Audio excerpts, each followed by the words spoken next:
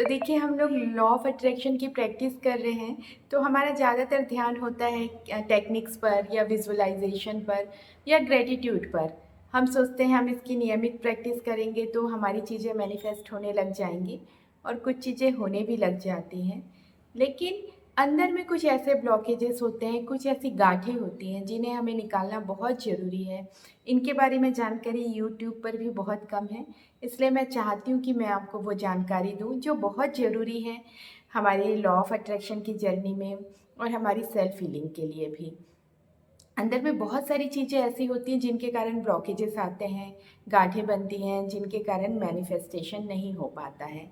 वो कुछ अप्रिय यादें होती हैं, अप्रिय भावनाएं होती हैं, जिनके कारण ऐसी स्थिति आती है। तो आप ये वीडियो पूरा देखिए, तब आपको बहुत अच्छे से समझ में आएगा। और अगर आप लोगों को मेरा वीडियो कहीं हेल्पफुल लगता है तो आप लोग लाइक ज़रूर करिए। तो जैसे बचपन में कई बार होता है जब हम बहुत छोटे होते हैं या जब बड़े भी होते हैं, किसी भी उम्र में हो सकता है, बचपन की जो चीज़ें हैं वो बहुत बड़ी उम्र तक या हमेशा हमें प्रभावित करती है, इसलिए मैं बचपन के बारे में हमेशा बात करती हूँ। तो कई बार ऐसा होता है कि कुछ चीज़ें हमें दुखी करती हैं या हमें बहुत निराश करती हैं या बहुत परेशान करती हैं। अ, जैसे बचपन में किसी दोस्त का व्यवहार या आपके जो टीचर्स हैं, रिलेटिव्स हैं, बहुत क्लोज़ रिलेटिव्स हैं, उनका कोई व्यवहार, कोई बात, कुछ उन्होंने कहा हो, जो हमारे अंदर बहुत गहरे रह जाती है, जिस पर हम उस समय तो रिएक्ट नहीं कर पाते हैं या हम उस स्थिति में नहीं होते हैं कि हम उस पर कुछ प्रतिक्रिया कर सकें, लेकिन उस बात को हम भूल नहीं पाते। ज़ाहिर है प्रिय व्यवहार तो हमेशा हमें खुशियाँ ही देता है, तो जो उनका अप्रिय व्यवहार होता है, वो हमारे अंदर कहीं न कहीं बहुत गहरा घुस जाता है। और उसके लिए बहुत सारी चीज़ें हैं कि जैसे बचपन में जो गाँठें हैं, उनके लिए हम इनर चाइल्ड हीलिंग कराते हैं। लेकिन बचपन में फिर स्कूल जब हम टीनेज में होते हैं या बड़े होने पर भी किसी दोस्त ने आपको धोखा दिया या आपका रिलेशनशिप ख़त्म हुआ या फिर इन लॉज ने कुछ कहा या कब अपने माता पिता ने, भाई बहनों ने या किसी भी तरीके से बॉस ने कुछ कहा, और वो वैसी चीज़ें जो हमें बहुत अंदर तक परेशान कर रही हैं। तो जब आप चाहते हैं कि आपके जीवन में अच्छी चीज़ें आएँ, आप उन्हें जानबूझकर आकर्षित करना चाहते हैं, तो हमें इन अप्रिय भावनाओं को छोड़ना है। इनके कारण बहुत सारी बीमारियाँ भी शरीर में उत्पन्न होती हैं, जिनके प्रति हम अवेयर नहीं हैं। लुईस हे ने कहा है कि बहुत सारी बीमारियाँ तो केवल इसी कारण होती हैं, माफ़ी के अभाव में। हम उन चीज़ों को, उन लोगों को माफ़ नहीं कर पाते हैं। तो सबसे पहला काम ये करना है कि आप आँख बंद करके बैठिए या आँख खोल कर ही बैठिए और याद करिए जो सबसे पहली घटना या सबसे पहला व्यक्ति आ रहा है आपके दिमाग में, आप उसके लिए आप अपने मन में एक भावना लाइए कि मैं इन्हें माफ़ करता हूँ इनके व्यवहार के लिए। उन्होंने जो कुछ भी किया वो उनका नज़रिया था, लेकिन मुझे अपने जीवन में अच्छी चीज़ें चाहिए। ये जो भावना रहती है, जो हम माफ़ नहीं कर पाते, ये भावना हमारे जीवन में बहुत सारी अच्छी चीज़ें आने के लिए रोकती हैं, आने से रोकती हैं। तो हमें उन्हें माफ़ करना है, चाहे वो कोई भी हो, कोई आपके परिचित, दोस्त, रिश्तेदार, टीचर्स, फैमिली मेंबर्स जो भी हों। आप सोचेंगे सिर्फ बोलने से हो जाता है कि हाँ, बोलने से हो जाता है। आप इंटेंशन लाइए, 1 बार, 2 बार या हर बार आप आँख बंद करके बैठिए और कहिए कि मैं उस व्यवहार के लिए आपको माफ़ करता हूँ। या आप हर बार करिए, जब भी आपको याद आता है और जब आपको लगता है कि जीवन में परेशानियाँ ज़्यादा आ रही हैं तो करिए। और अगर लगता है नहीं, मतलब ठीक-ठाक चल रहा है, तो भी ये करिए। आप जो मेडिटेशन करते हैं, उसके बाद 5 मिनट समय निकालिए, उन सभी लोगों को याद करिए जिन्होंने आपको अंदर तक दुःख पहुँचाया है या जिनको माफ़ करना बहुत कठिन है। ठीक है, आप उनसे संबंध रखिए, ना रखिए, वो आपके ऊपर निर्भर करता है।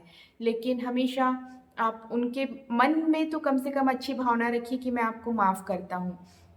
हो सकता है कि व्यावहारिक रूप से संबंध रखना अ, उतना अ, आसान ना हो कुछ लोगों के लिए। कुछ लोगों को तो हम मतलब आराम से माफ़ कर सकते हैं, पर कुछ ऐसा भी होगा, कुछ लोग ऐसे भी होंगे जिनसे आप व्यावहारिक रूप से संबंध नहीं रख पाएँगे।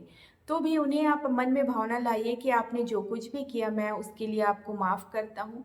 और हमेशा उनके बारे में अगर कभी कुछ आता है बुरा विचार, तो मंगल कामना करिए। कभी भी ये मत कोसिए मत कि तुम्हारे साथ ये हो जाए, तुमने मेरे साथ बुरा किया तो तुम्हारे साथ भी बुरा हो जाए। ये कभी भी ये भावना मत लाइए। भले ही आप उनसे बात करिए, मत करिए, वो अलग चीज़ है। लेकिन हमेशा सोचिए जब भी उनका ध्यान आए तो आपका अच्छा हो, आपका भला हो। एक सेंटेंस अपने मन में बोलिए, उनके लिए मंगल कामना रखिए और माफ़ करिए। आप माफ़ करेंगे तो देखेंगे आपके जो ये अंदर के ब्लॉकेजेस हैं खुलते जा रहे हैं, आपका पात्र जो है, आपका मन है, वो निर्मल होते जा रहा है। हम बहुत सारी अच्छी चीज़ें आकर्षित करना चाहते हैं, लेकिन जब हमारे अंदर ये गाँठ हैं तो वो चीज़ें आकर्षित नहीं हो पाती। जैसे हम एक बहुत सुंदर से पात्र में खीर डालना चाह रहे हैं, खीर खाना चाह रहे हैं। बाहर से तो वो बहुत सुंदर दिख रहा है वो बर्तन, लेकिन अंदर से वो गंदा है। तो उसमें जब हमें खीर डालना है तो पहले हमें उसे धोना पड़ेगा, उसको साफ़ करना पड़ेगा। वैसे ही जब हमें अपने जीवन में बहुत अच्छी चीज़ें आकर्षित करनी हैं, तो हमें अपने अंदर के ब्लॉकेजेस दूर करना पड़ेगा और ये बहुत सिंपल तरीका है। अगर आप चाहते हैं जीवन में बहुत सफलता पाना चाहते हैं, तो माफ़ी की प्रैक्टिस करिए। देखिए, हर धर्म में माफ़ी का एक अलग स्थान है। जो जीसस क्राइस्ट थे, उनको जब सूली पर चढ़ाया गया तो उनके आखिरी शब्द क्या थे कि हे परमात्मा, इनको माफ़ कर देना, क्योंकि ये नहीं जानते हैं कि ये क्या कर रहे हैं। और उन्होंने माफ़ी किसके लिए कहा? मतलब किसके लिए ये कहा? जो उन्हें सूली पर चढ़ा रहे हैं, जो उनके हाथ पैर में कील ठोक रहे हैं, उनके लिए कहा। क्योंकि ये ब्लॉकेजेस लेकर अगर हम जाएँगे, वो तो ख़ैर ईश्वर के बेटे थे, लेकिन अगर हम सामान्य इंसान भी ब्लॉकेजेस के साथ अगर हम जाएँगे, तो हमारा अगर अगला जन्म भी होगा, तो वो भी बहुत सारे ब्लॉकेजेस के साथ होगा। पता नहीं आप लोग अगले जन्म पर विश्वास करते हैं या नहीं करते हैं, लेकिन अगर इस जन्म में भी आप सब कुछ पाना चाहते हैं, सब कुछ अच्छा करना चाहते हैं, तो माफ़ करिए लोगों को। आप चाहते हैं जीवन में अच्छी चीज़ें आएँ, तो माफ़ करिए। जैन लोगों को देखिए, उन लोग एक त्योहार ही मनाते हैं जिसमें वो सबसे माफ़ी माँगते हैं, सबको माफ़ करते हैं। तो माफ़ करना एक बहुत उच्च भावना है। लुईस हे ने इस पर बहुत एक पूरा चैप्टर ही लिखा है। और ये चीज़ें बहुत वर्कशॉप्स में या बहुत आप जब बुक्स पढ़ेंगे लॉ ऑफ अट्रैक्शन की डीपली, तो आपको समझ में आएगा। तो ये जो वीडियोज़ अभी मैं बना रही हूँ, उन सब ज्ञान का निचोड़ है। आप देखिए, इस पर अमल करिए और जीवन में बहुत सारी सफलता और मनचाही चीज़ें पाइए। मेरा वीडियो देखने के लिए बहुत बहुत धन्यवाद।